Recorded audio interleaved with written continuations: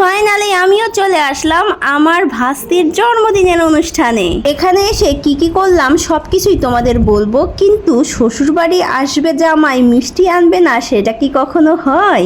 এজন্যই আমরা প্রথমে চলে গেছিলাম পাল সুইটসে মিষ্টি আনার জন্য। আর এইটা হচ্ছে আমার জ্যাঠাতো বোন। এসেই দেখে ওরা দুষ্টমি শুরু করছে, আর আমি তো এসে পাম্পার একটা নিয়ে বেলুন ফোলানো শুরু করে দিছি। জীবনে প্রথমবার পাম্পার দিয়ে বেলুন ফুলাইতেছি, তাই উৎসাহটা একটু বেশি। আর আমার হাতে পাম্পার দেখে আমার ছেলে নেওয়ার জন্য পাগল হয়ে গেছে। এরপর আমি একটা বেলুনই ফুলালাম। আমার ছেলে আমার হাত থেকে পাম্পার আর বেলুন নিয়ে বলতেছে, মা তোমার থেকে আমি আগে ফুলাইতে পারবো, দেখবা। সত্যি আমি অবাক হয়ে গেছি, প্রমিথিউস যে এত ভালো পারবে বুঝতেই পারিনি। পোলাও আর রোস্টের ঘ্রাণ নাকে আসতে আমি একটু ছাদ থেকে ঘুরে আসলাম। এই যে আমার সুন্দরী কাকাতো বোন সুস্মিতা, ও আমি আর আমার ছেলে আমরা অল্প কিছু বেলুন ফুলাই দিলাম, কারণ আসার আগে অলরেডি অনেকগুলো ফুলানো হয়ে গেছিল। আমার ভাস্তির বয়স 2 বছর। গত বছর যখন ওর জন্মদিন হয় তখন খাবারের আইটেম করেছিল বিরিয়ানি, আর এইবার রোস্ট পোলাও। আর সবকিছু কিন্তু আমার বাবা নিজের হাতে রান্না করে। যখন ছাদে গিয়েছিলাম 1 পিস রোস্ট দিল বাবা, বলল খেয়ে দেখ কেমন হয়েছে। আমি খেয়ে দেখলাম অসাধারণ হয়েছে খেতে। চলো তোমাদের আর একটু দেরি করাবো না,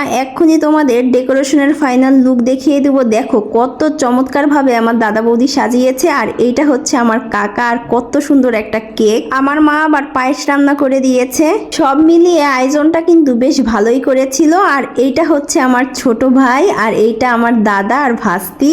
আমার ভাস্তির নাম হৃদাংশী দিয়া। ও একটু পরপরই কেক কাটার জন্য চলে আসতেছে, এত বেশি চঞ্চল, ওকে না ধরেই রাখা যাইতেছে না। পরে এই যে আমার কাকাতো ভাই, ওদের সঙ্গে মিল করাই দিলাম যে খেয়াল ওকে নিয়ে। আরে আরে বার্থডে গার্ল এখানে কি করতেছে? মেঝেতে শুয়ে পড়েছে, দেখো কি একটা অবস্থা। মেঝেতে শুয়ে শুয়ে সে খেলা করবে। আমার ভাস্তি দেখতে কেমন হয়েছে তোমরা কিন্তু সবাই কমেন্ট করে জানাবা। এখন হবে ফটো সেশন পর্ব। আমার বোন তো প্রথমে চলে গেছে ছবি তোলার জন্য, আর আমরা সবে একে একে গ্রুপ ফটো তুললাম। বৌদি ভাস্তির মাথায় তাজ পরিয়ে দিল, এখন কেক কাটা হবে। এখানে দাদা বৌদি দুজন মিলে মোমবাতি জ্বালাইতেছে। অবশেষে চলে আসলো সেই মাহেন্দ্রক্ষণ। দেখি দিয়ামণি কিভাবে মোমবাতিতে ফু দেয়।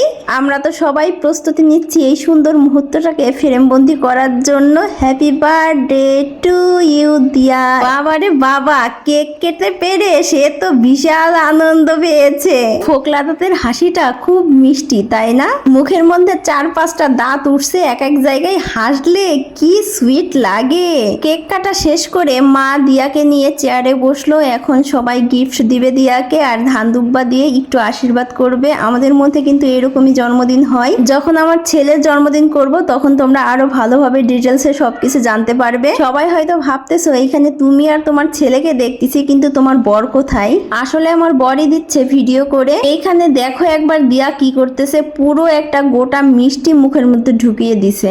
দিয়া তো নতুন গাড়ি দেখে পাগল হয়ে গেছে ওঠার জন্য। আমার কাকাতো ভাই অর্পণ, ও এই গাড়িটা দিয়ে গেল, আর আমরা সবাই টাকা দিয়েছি। সব আয়োজন করতে করতে রাত বাজে 10টা। কেক সবাইকে কেটে দিলাম, আর সবাই খেতে বসে গেছে। বাড়িতে এসে আজকে তো আমার খুব মজা হলো। তোমরা সবাই ভালো থেকো, সুস্থ থেকো, টাটা।